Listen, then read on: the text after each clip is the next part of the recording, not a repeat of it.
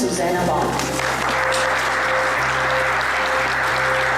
Thank you, Margaret. Thank you. My intention today is to share with you how to create structured and engaging presentations so that every time you give a presentation, you do so and you stand out like a leader. So to do that, I'm going to talk about how to structure your presentations, how to master your fears, and how to engage your audience. Do you remember the days when giving a presentation used to mean putting some slides together, getting it up on the screen, talking to your audience, and running away? Or better yet, when you're just getting a presentation ready for one or two people, a small audience. You're sitting down, you're just reading off your slides and hoping for the best. But it's not really like that anymore these days, because the trouble is our audiences are getting smarter. The good news is that we're getting smarter at the same time. And so what's happening is that there's a greater demand for compelling presentations, a greater demand to engage your audience, a greater demand to know how to focus our message better so that we can get the point across quickly and with value. One of my favorite quotes here, overreaching this, is this quote, which I believe is so relevant to all of us. You need to know how to give a good talk in public because so few people know how to talk in public, so you will stand out. But don't get me wrong here. What we're doing today is not a workshop on public speaking. This is a workshop on putting together excellent presentations. Whether you are speaking to a group of one, a group of many, or an audience of one, how do you put together the right presentation for the right audience, the right message at the right time?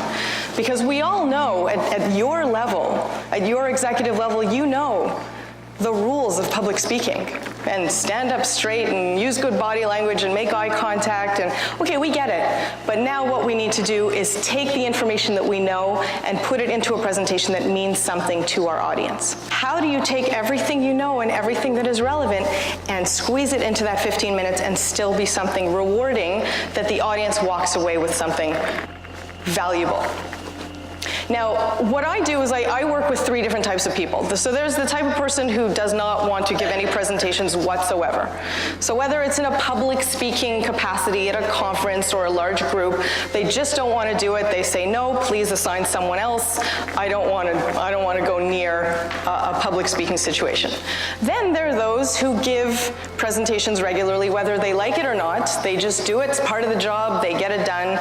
And maybe often these are the people who say, I'll put everything together, get in front of the client. I don't have a choice whether I want to or not, just going to get it done. And then, of course, there are the more experienced types, the seasoned presenters who say, I give presentations a lot, I like giving presentations, I have no fear whatsoever, but I just want to be able to engage my audience better. These are the people who say, I'm good, but I want to be great. But something is broken with presentations now. What is broken is that we put down what we want to share with our audience, but very often what we need to consider is what does our audience need to hear from us at that time.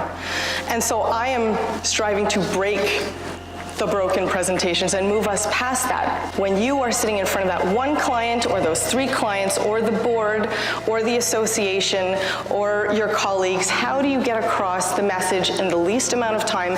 How do you focus what you know and bring it forward in a structured and engaging and very compelling way?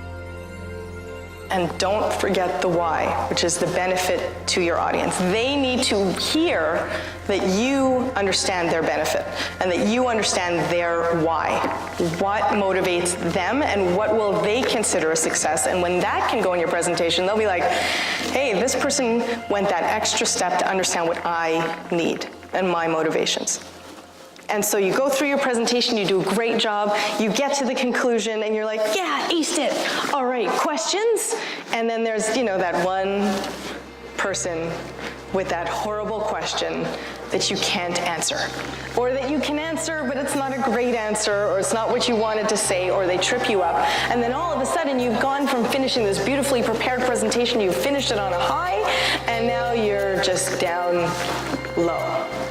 So the reason why the question and answer is there is that it gives you a chance to regain your composure if that event ever happens. So if you have this great presentation and you present it so strongly, and then you ask for questions and those terrible questions happen, at least once you finish questions, you have a chance to build yourself back up again and end it the way you wanted to end it, and end it with that impact. You have to ask, you have to make the ask, and it has to be very clear. But I was surprised at how many people go through the whole presentation and then they finish the presentation with, thank you. At this point, you will have connected with them, you will have provided all the information that is relevant to them, you will have shown them that you really understand their needs and looking at success of what they need and what success looks like to them. And so once you get to this point where you're asking, you have proven that you know them so well that it is easier to make that ask because it's just part of the conversation. What you have done here is created a conversation and not so much a presentation. So once you get here, it's part of the conversation of this is now where we need to go from here.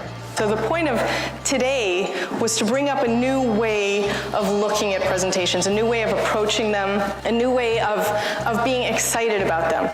And it was really wonderful hanging out with you for this afternoon, and I thank you so much.